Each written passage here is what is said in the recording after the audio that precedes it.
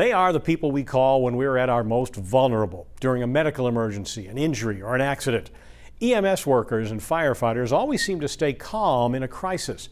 But today we're sharing a view of first responders we don't often see. They're opening up about the trauma, the stress, and the anxiety that many of them deal with, which has only been heightened during the pandemic.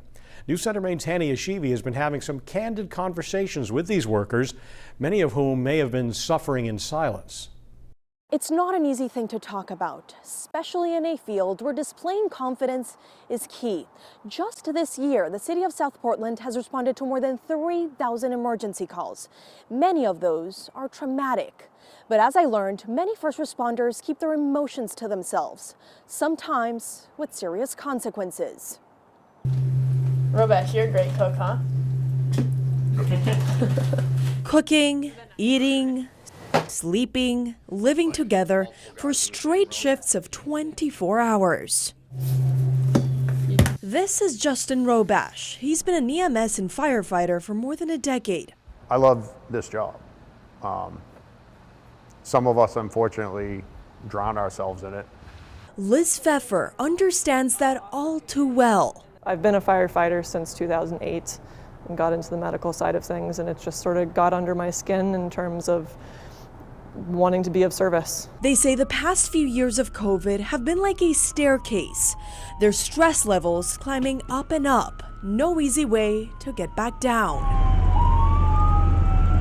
I think it's probably highlighted a lot of people's anxiety and depression that's probably undiagnosed.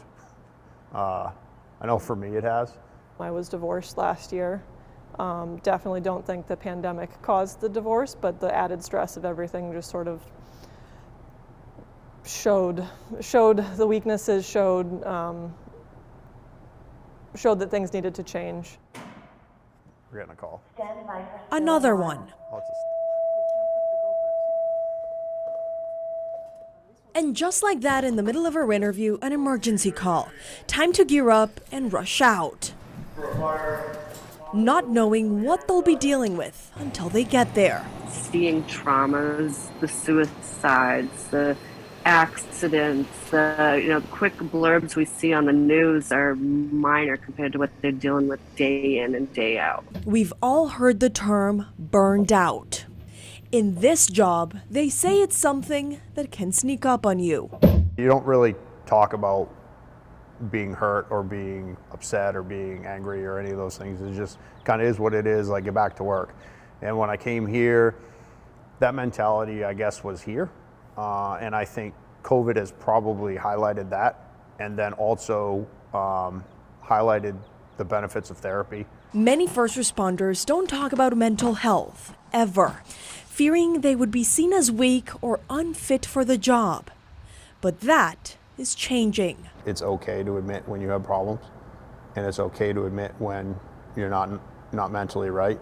According to data from Blue Help and Red Help, two national organizations dedicated to helping police, fire, and EMS deal with their mental health, more than 12 first responders in Maine have taken their own lives in the last 6 years. Robesh himself has had 4 friends die by suicide. And was almost a statistic myself. And if I can speak up and help one person, we have the highest suicide rate. Robesh's counselor, Amy Davenport, says many of them are now asking for help. We're teaching coping skills, we're teaching resiliency, self-care, ways to manage that and take care of themselves and their family.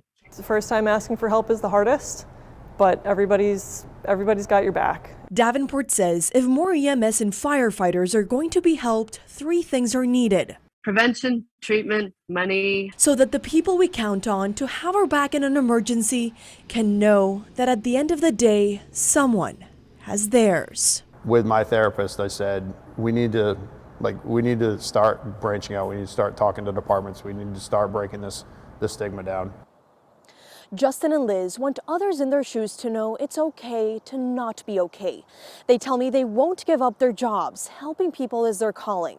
If you or someone you know is struggling, there's a free program from the Maine Department of Health and Human Services that is offering free resources to anyone in Maine who's suffering or struggling due to the pandemic. Those resources can be accessed at strengthenme.com. In South Portland, Hannah Yeshivi, News Center, Maine.